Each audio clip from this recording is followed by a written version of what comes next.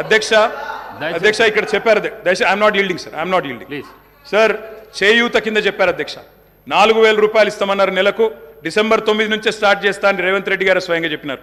నేను వారిని ఇంకా రేవంత్ రెడ్డి గారే అంటున్నాను. కల్వకుంట్ల చంద్రశేఖర్ రావు అనే ఏకవచనంతో ఆయన మాట్లాడినా నేను రేవంత్ రెడ్డి గారని అంటా అధ్యక్ష. ఎందుకంటే మాకు ఆ ఇంగితం ఉంది, ఆ సంస్కారం ఉంది.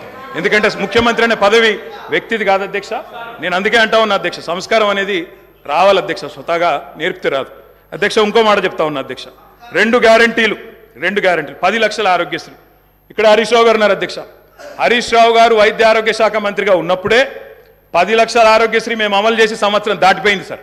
అది వారికి తెలియదన్న విషయం తెలియదు, తెలుసుకునే ప్రయత్నం చేయరు, అవగాహన లేదు, అనుభవం లేదు, ఇక నడుస్తూ ఉంది అధ్యక్ష. ఢిల్లీ నుంచి నామినేట్ అయి వస్తే గట్లే ఉంటుంది అధ్యక్ష. 2 గ్యారంటీలు అమలు చేసినాం అనేది అచ్చు తప్పు. 2 గ్యారంటీల్లో మీరు అమలు చేసింది పావలా వంతు కూడా కాదు. ఇది ప్రజలను మభ్యపెట్టడమే, బుకాయించడమే తప్ప ఇంకోటి కాదు. ప్రజావాణి ప్రారంభించినాం. ప్రజావాణి కొత్తగా ప్రారంభించేది ఏంటి అధ్యక్ష? ఎప్పటి నుంచో ఉన్నది, ప్రతి మండే కలెక్టర్ ఆఫీసులో నడుస్తూనే ఉంది. మీరు ప్రారంభించిందే ఉంది. ఇనుప కంచెలు తీసేసినాం. నేను అడుగుతా ఉన్నా అధ్యక్ష, ఇనుప కంచెలు ఎవరేసినారు అధ్యక్ష? ఇనుప కంచెలు ఎవరేసినారు? 2012లో వేసిందే కాంగ్రెస్ ప్రభుత్వం, కిరణ్ కుమార్ రెడ్డి నాయకత్వం. వాళ్ళు వేసిన కంచెలు వాళ్ళే తీసి ఆ ఇల్లును బట్టన్న కప్పచెప్పి ఇప్పుడు అక్కడ ముఖ్యమంత్రి ఉంటలేరు కాబట్టి సహజంగా అక్కడ సెక్యూరిటీ అవసరం లేదని సెక్యూరిటీ తీసేసి దానికి మేమేదో గోడలు బద్దలు కొట్టినాం, కంచెలు తీసేసినాం అధ్యక్ష. ఈ బిల్డప్లు ప్రజలు నమ్మరు అధ్యక్ష. 2012లో వాళ్ళే కంచెలేసి 2023లో వాళ్ళే తీసి ఏదో చేసినాం అంటే ప్రజలంతా పిచ్చివాళ్ళు కాదు అధ్యక్ష, అన్ని గమనిస్తూ ఉన్నారు అధ్యక్ష. నేను ఒకటే అంటా ఉన్నా అధ్యక్ష, వారు ఎన్ని చెప్పినారంటే అధ్యక్ష మాటలు. ఇగో మా బట్టన్న గ్యారంటీ ఇవ్వడమే కాకుండా గ్యారంటీ మీదకి వెళ్ళి అఫిడవిట్ ఇచ్చిండు సార్. 100 రూపాయల బాండ్ పేపర్ మీద మొత్తం మధిర నియోజకవర్గంలో మా బట్టన్న మొత్తం అఫిడవిట్ ఇచ్చుకుంటూ తిరిగిండు. ప్రజలు నమ్ముతారో నమ్మరు అని చెప్పి అఫిడవిట్ ఇచ్చిండు అధ్యక్ష. నో ప్రాబ్లం, తప్పకుండా వారు చేయాలనే కోరుతున్నాం, చేస్తే పూర్తిగా సహకరిస్తామని చెప్పి కూడా తెలియజేస్తా ఉన్నాం. ఇవాళ నాయకుడు రాహుల్ గాంధీ గారు చెప్పారు అధ్యక్ష, మొట్టమొదటి క్యాబినెట్లోనే 6 గ్యారంటీలకు చట్టబద్ధత తెస్తాం, మెగా డిఎస్సి మొట్టమొదటి క్యాబినెట్లోనే ఇస్తాం, 6 నెలల్లో డిఎస్సి పూర్తి చేస్తాం, రిక్రూట్మెంట్ చేస్తాం. మొట్టమొదటి క్యాబినెట్. ఇప్పుడు 3 క్యాబినెట్లు అయినట్టున్నాయి అధ్యక్ష. మరి మొదటి క్యాబినెట్ ఎడవైందో, 6 గ్యారంటీలకు చట్టబద్ధత ఎడవైందో చెప్పాలి అధ్యక్ష. రాహుల్ గాంధీ గారు చెప్పారు ఆదిలాబాద్లో. ఏం చెప్పారు అధ్యక్ష? 24 గంటల్లోనే, ఇది నేను చెప్తలేను అధ్యక్ష, హిందుస్థాన్ టైమ్స్ రాసింది. 24 గంటల్లోనే 2 లక్షల రూపాయల రుణమాఫీ చేస్తాం రైతులకు. ఇది రాహుల్ గాంధీ గారు చెప్పిన మాట. నిలబెట్టాలని చెప్పి నేను కోరుతా ఉన్నా. 24 గంటలు కాకపోయినా 24 రోజుల్లోనైనా నిలబెట్టండి అని చెప్పి నేను కోరుతా ఉన్నా అధ్యక్ష. వారు చెప్పినారు కౌలు రైతులకు బీమా రుణాలు, కౌలు రైతులకు బీమా. కౌలు రైతులు ఎదురు చూస్తున్నారు రాష్ట్రంలో, మరి రుణాలు ఇవ్వమని కోరుతా ఉన్నారు అధ్యక్ష. ఇది రేవంత్ రెడ్డి గారు చెప్పారు. కేసీఆర్ ఉంటే 5,000 వస్తాయి, కేసీఆర్ ఓడిపోతే 15,000 వస్తాయని చెప్పి డిసెంబర్ 9 నాడు స్వయంగా రేవంత్ రెడ్డి గారు చెప్పారు. ముఖ్యమంత్రి పదవిలో కూర్చున్నారు.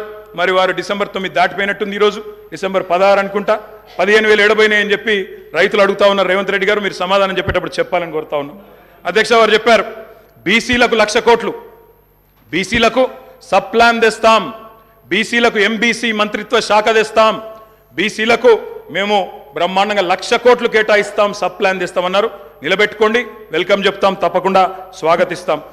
మోస్ట్ బ్యాక్వర్డ్ క్లాసెస్కి స్పెషల్ మినిస్ట్రీ పెడతామన్నారు అధ్యక్ష. బీసీ డిక్లరేషన్లో మోస్ట్ బ్యాక్వర్డ్ క్లాసెస్కి స్పెషల్ మినిస్ట్రీ అన్నారు. ఇప్పటిదాకా కదలికున్నట్టు లేదు. వారికి నేను గుర్తు చేస్తా ఉన్నా. రాష్ట్రంలోని బలహీన వర్గాలు చూస్తూ ఉన్నారు. సమాధానం చెప్పేటప్పుడు చెప్పాలని చెప్పి నేను కోరుతా ఉన్నా. మైనారిటీలకు sub plan, minority sub plan అన్నారు. బడ్జెట్ సెషన్లోనన్నా తెండి, తప్పకుండా మైనారిటీలకు బీసీలకు సబ్ ప్లాన్ తేవాలా. తేకపోతే తప్పకుండా ప్రధాన ప్రతిపక్షంగా మైనారిటీల తరపున బీసీల తరపున గొంతు విప్పుతామని చెప్పి కూడా నేను తెలియజేస్తా ఉన్నా అధ్యక్ష. ఆటో డ్రైవర్లకు నెలకు 1,200 ఇస్తాం, బోర్డు పెడతామని చెప్పి రాహుల్ గాంధీ గారు చెప్పారు. తప్పకుండా నిలబెట్టాలా. 7 లక్షల మంది ఆటో డ్రైవర్లకు ఇస్తామన్నారు. నిలబెట్టుకోవాలని చెప్పి నేను కోరుతా ఉన్నా. రాష్ట్రంలోని తమ్ముళ్ళు ఎదురు చూస్తూ ఉన్నారు.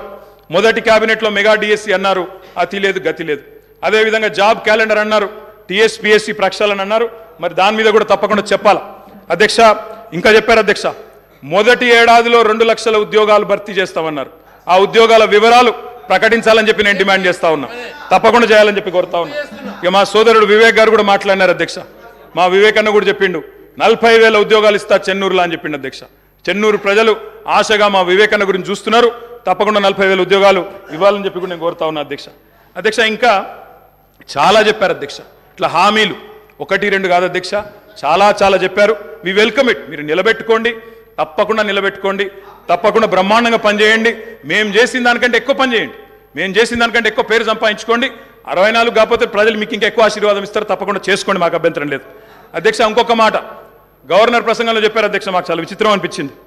అమరుల త్యాగాలు, బలిదానాలు